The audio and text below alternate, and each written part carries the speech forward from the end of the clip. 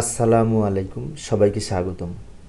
BNQF, যার পূর্ণরূপ হচ্ছে বাংলাদেশ ন্যাশনাল কোয়ালিফিকেশনস ফ্রেমওয়ার্ক। এটা সম্পর্কে যদি মূল্যায়ন করতে বলি কীভাবে করবো, তাই না? প্রশ্নটি 2023 সালে একবার এসেছিল বিভাগীয় পরীক্ষায়, তো আবার যদি আসে আমরা এইভাবে লিখতে পারি। বাংলাদেশ ন্যাশনাল কোয়ালিফিকেশনস ফ্রেমওয়ার্ক বা বিএনকিউএফ হলো এই বাংলাদেশের শিক্ষা ব্যবস্থায় মৌলিক একটি গাইডলাইন বা ফ্রেমওয়ার্ক, এবং একটি শিক্ষা ব্যবস্থায় বিশেষ করে পেশাদার উন্নতির ক্ষেত্রে এই গাইডলাইন হিসেবে কাজ করে বাংলাদেশে।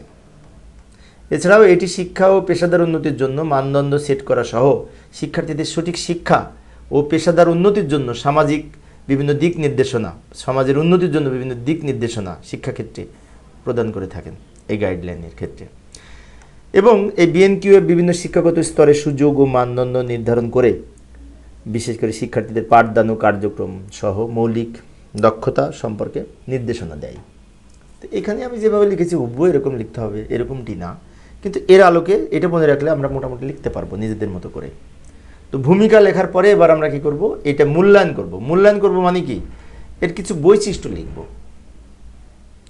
তো বৈশিষ্ট্য আমি এখানে পয়েন্ট আউট করে কিছু তথ্য লিখব, এই পয়েন্টগুলি মনে থাকলে মোটামুটি আমরা লিখতে পারবো। যেমন 1 নম্বরে লিখতে পারি শিক্ষার্থীর মানদণ্ড এবং শ্রেণীবদ্ধতা, তাই না? শিক্ষার্থীদের মানদণ্ড এগুলো কিন্তু ব্যাখ্যা দিতে হবে, আমি ব্যাখ্যা দিচ্ছি না, ব্যাখ্যা আমরা নিজেদের মতো করে লিখতে পারবো।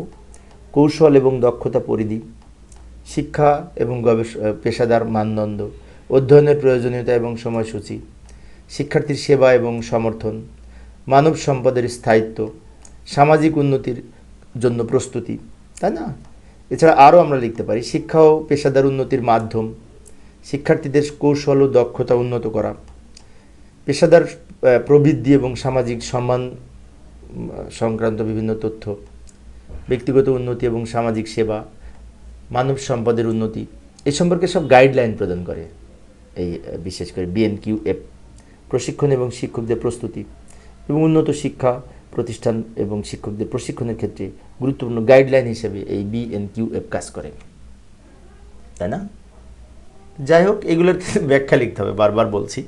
তো পরিশেষে আমরা বলতে পারি যে এই যে বিএনকিউএফ শিক্ষাক্ষেত্রে শিক্ষার উন্নতি সাধনের ক্ষেত্রে গাইডলাইন হিসেবে এবং নির্দেশনা হিসেবে গুরুত্বপূর্ণ ভূমিকা পালন করে থাকে। এইভাবে আমরা মোটামুটি লিখতে পারি, আশা করি এখন আমরা পারব। পরবর্তীতে যে জাতীয় বিশ্ববিদ্যালয়ের গঠন, ক্ষমতা ও কার্যাবলী সম্পর্কে আলোচনা করব। এটা 2022-12 সালে একবার এসেছিল। পরিশেষে সবাই ভালো থাকবে এবং সুস্থ থাকবে এই কামনায় খোদা হাফেজ।